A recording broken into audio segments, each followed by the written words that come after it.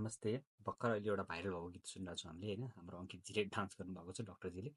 तर यो गीतको लिरिक्सको मिनिङ चाहिँ के छ भने मान्छे एकदम डिपली लभमा परेको छ, एउटा डिलुजनल छ। यस्तो डिलुजनल खालको फिलिङ्स, यस्तो इमोसन्सहरू चाहिँ लभमा कहिले आउँछ, कुन बेला ट्रान्जिट हुँदा आउँछ, र कुन दशामा आउँछ र कुन कम्बिनेसनमा आउँछ, त्यसको बारेमा हामी एनालाइसिस गर्छौँ है। अब यो लिरिक्स सुनौँ है त। लिरिक्समा के भन्छ भन्दाखेरि तुमसे किरण धूप की तुमसे सियाह रात है। अब यो लिरिक्सले के भन्यो भने तिमी चाहिँ सूर्यको किरण हो, तुमसे धूप किरण धूप कि भनेको सनलाइट रेज अफ लाइट्स तिम्रैबाट हुन्छ, डार्कनेस पनि तिम्रैबाटै हुन्छ। यो भगवान्लाई चाहिँ भजन भने ठिकै हो होइन, तिम्रै कारणले दिन हुन्छ, तिम्रै कारणले रात हुन्छ भन्ने। तर कविले कवितामा कसरी भन्नुभयो त, आफूले एउटा मन पराएको प्रेमीलाई नै भगवान् सर रूप देख्नुभयो नि त होइन। सो यस्तो फिलिङ्स यस्तो इमोसन कहिले आउँछ मान्छेलाई भन्दा डिलुजनल हुँदाखेरि आउँछ। सो कहिले डिलुजन हुन्छ, राहु के हो डिलुजनको कारक हो होइन। राहुले चन्द्रमासँग बस्ने मान्छेहरूको के हुन्छ थट प्रोसेस एकदम आफ्नै संसारमा मग्न हुने रमाउने हुन्छ। शुक्र के को कारक हो, लभको कारक हो। लभको कारक शुक्रसँग राहु गएर बस्यो भने त्यो मान्छे केमा डिलुजनल हुने भयो त, अब लभको कारकमा ऊ डिलुजनल हुनुभयो हो। त्यसै गरी दशा र अन्तर्दशा भने तपाईँको त्यो कम्बिनेसन नहुनु पनि सक्छ होइन। तर तपाईँ चन्द्रमाभित्र राहुको अन्तर्दशामा त जानुहुन्छ, वा राहुभित्र चन्द्रमाको अन्तर्दशा जानुहुन्छ, वा राहुभित्र शुक्र, शुक्रभित्र राहु है। राहुले कुनै पनि चिजको अन्तर्दशाहरूलाई त्यो चिजको कारक तत्त्वमा के गर्न सक्छ, डिलुजनल मानिन्छ। चन्द्रमाबाट चाहिँ माइन्डले मात्र हेरिन्छ, मलाई त्यस्तो लाग्न सक्छ, म डिलुजनल फिल गर्न सक्छु। तर लभको कुरामा डिलुजनल हुनको लागि चाहिँ शुक्रसँग के हुनु पऱ्यो त, राहुको कम्बिनेसन हुनु पऱ्यो है त। सो राहुले दिने भनेको अनकन्भेन्सनल थिङ्स हो। राहु शुक्र हुने मान्छेले अनकन्भेन्सनल लभ गर्छ भनेको जुन हाम्रो नर्मल रीतिरिवाज हुन्छ, जुन नर्मल बााउन्ड्री हुन्छ, त्यो बााउन्ड्रीलाई नै उसले के गर्छ, ब्रेक गर्छ है।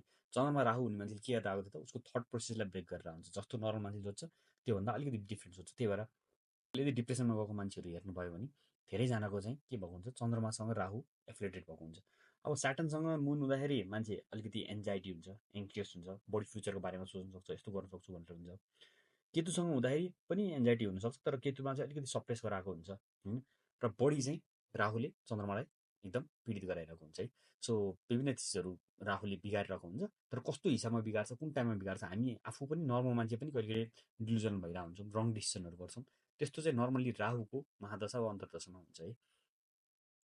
हामीले नर्मली यो बिहे अगाडिको लभहरू हेर्नु पऱ्यो भने चाहिँ फिफ्थ हाउसबाट हेरिन्छ, सेभेन्थ हाउसबाट चाहिँ पार्टनरसिप हेरिन्छ। तर दुइटै के हो त, लभको कारक हो, सेभेन्थ हाउस पनि फिफ्थ हाउस पनि। सो फिफ्थ हाउसमा यो कम्बिनेसन छ, वा सेभेन्थ हाउसमा छ भने मान्छे के हुन्छ त, लभमा डिलुजन हुन्छ, वा उसलाई लभमा धोका हुनसक्छ। किनभने उसले जुन एउटा बााउन्ड्री सेट गरेर हुन्छ, एउटा डिलुजनल टाइपको हुन्छ है, त्यो रियलिस्टिक हुँदैन होइन, ऊ इल्युजनमा बाँचिरहेको हुन्छ।